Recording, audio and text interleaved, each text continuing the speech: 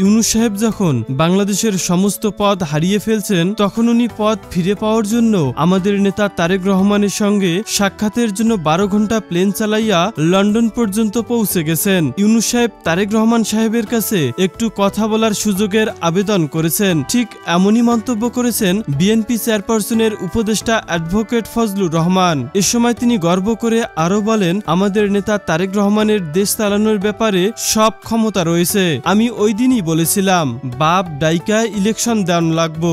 আমার বক্তব্যটা শোনেন নাই আপনারা। আমি বলেছিলাম সাপ গর্তে যাওয়ার সময় সোজা হইয়া যায়। 15 দিন আগেও যে ইউনূস সাহেব 6 দিন পর্যন্ত বিএনপি সময় চাওয়ার পরেও 1 ঘন্টা সময় দেয় না, সেই তিনি এখন লন্ডন 12 ঘন্টা প্লেন চালাইয়া গেছে আমাদের নেতার সঙ্গে কথা বলার জন্য। তবে বিএনপির উদীয়মান বর্ষিয়ান এ রাজনীতিবিদ একসময় আওয়ামী লীগের রাজনীতির সঙ্গেও যুক্ত ছিলেন। অ্যাডভোকেট ফজলুর রহমান